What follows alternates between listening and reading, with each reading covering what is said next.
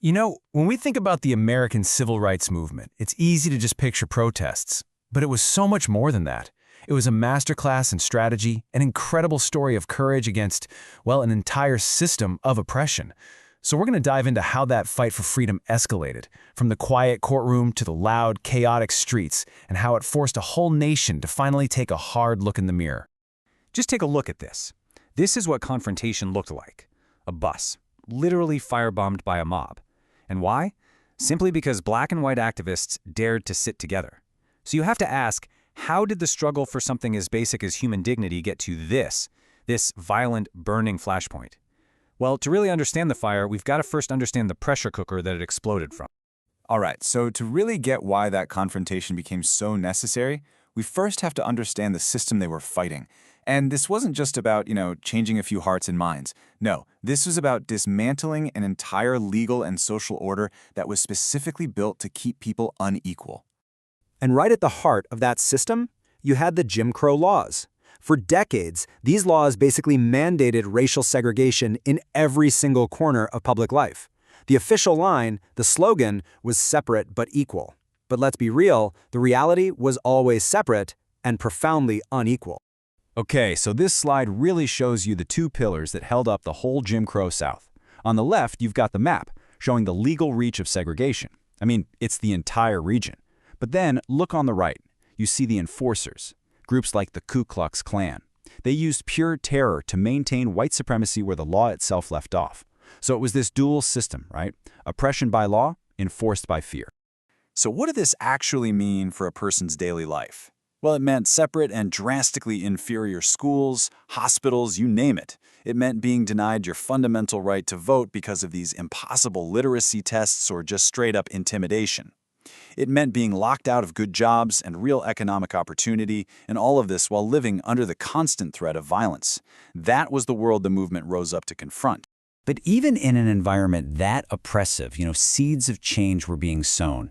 The 1950s, this was the decade that saw a whole series of critical events that laid the groundwork for a full-scale movement. It was building this momentum that would pretty soon become totally unstoppable.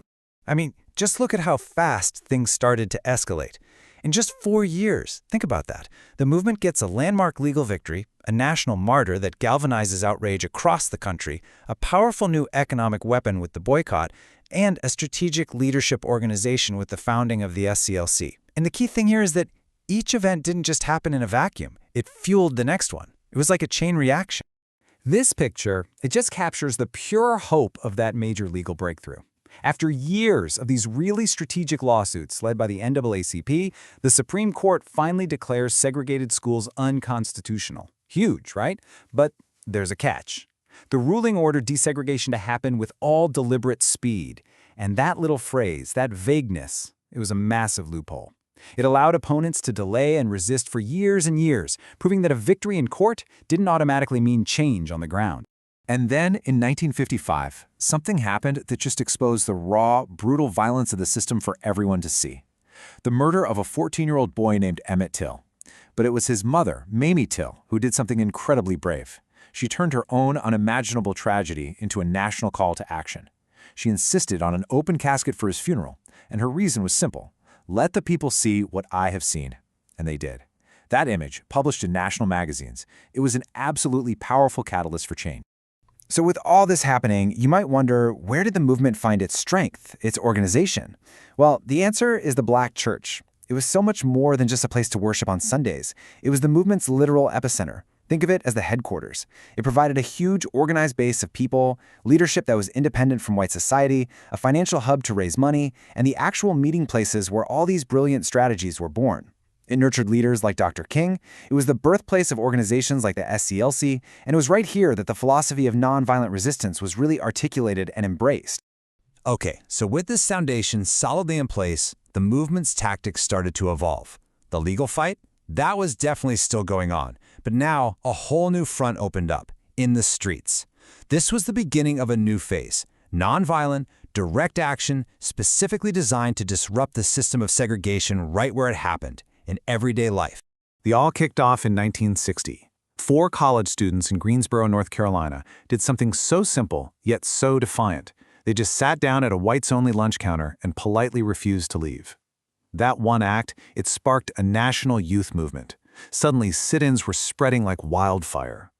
And all this new energy led to the creation of SNCC, the Student Nonviolent Coordinating Committee, this incredible, dynamic new organization completely driven by young activists. This whole strategy of disruption was then taken to the next level and really perfected by the Freedom Riders in 1961. They came up with this brilliant tactic called jail, no bail. Here's how it worked. The goal was to test federal desegregation orders on interstate buses, so they'd get arrested but then refuse to pay the fines. Why? To deliberately fill up the jails. They were turning the state's own tools of repression, its own legal system, against itself. This created a massive logistical and financial crisis for local authorities and basically forced the federal government to step in. I mean, listen to this quote from the governor of Mississippi at the time. It shows you exactly what the Freedom Riders were up against. This wasn't just some old custom. This was a deeply held, twisted ideology coming from the highest levels of state power. It was this kind of entrenched racism that fueled the horrific violence they faced. The brutal beatings, the arrests, and yes, the firebombing of their bus. So all of this led the movement into what was probably its most confrontational and also its most transformative phase. Activists came to a really important realization. To change the laws, they had to create a crisis so big the nation simply couldn't ignore it. They had to, quite strategically, provoke a reaction. So in 1963, leaders strategically chose Birmingham, Alabama for their next big campaign. Now, why Birmingham? Because of one man, its notoriously brutal police chief, Bull Connor. They knew he would respond with violence. And he walked right into their trap. The images that came out of Birmingham, police dogs attacking teenagers, fire hoses blasting peaceful protesters, they were broadcast across the globe. And that brutality completely backfired on him. It created this huge wave of public sympathy and forced President Kennedy's hand. And then, just a few months later, the movement showed another side of its power. It showcased its incredible moral authority. The March on Washington for Jobs and Freedom brought together over 250,000 people, a powerful, totally peaceful call for justice. And of course, it was right here that Dr. King delivered his iconic "I Have a Dream" speech, framing the entire struggle not just as a policy debate, but as a fight for the very soul of America. And you know what? All that pressure worked. The moral force from the March on Washington, combined with the televised brutality of what became known as Bloody Sunday in Selma, Alabama, it compelled President Lyndon B. Johnson to finally act. And the result? Two of the most important laws in American history, the Civil Rights Act of 1964 and the Voting Rights Act of 1965. Together, these two acts finally dismantled the entire legal foundation of Jim Crow. But here's the thing. Winning those huge victories in Washington wasn't the end of the story. Not by a long shot. With the main legal pillars of segregation finally toppled, the movement started asking new and honestly more complex questions. Questions like, what does true equality really look like? And this led to new voices, new ideas, and some really intense internal debates. You started to see this philosophical divide emerge. On one side, you still had Dr. King's vision of a fully integrated, beloved community, achieved through unwavering nonviolence. But on the other side, you had the rising philosophy of black nationalism, which was so powerfully articulated by figures like Malcolm X. And that philosophy emphasized black self-determination, economic independence, and the right to self-defense by any means necessary. This whole debate really crystallized into a new powerful slogan, Black Power. For the younger activists, especially in groups like SNCC, this signaled a really fundamental shift. It was a call to celebrate black culture, to build black-owned institutions. And for some, it also meant rejecting the strategy of nonviolence and even rejecting help from white allies in favor of a much more militant path to liberation. So, the movement we've just walked through, it fundamentally changed America. It won legal battles that were once thought absolutely impossible. But those debates that emerged in its later years, the ones about economic justice, political power, and cultural identity, they are still very much with us today. Which really leaves us with one final big question.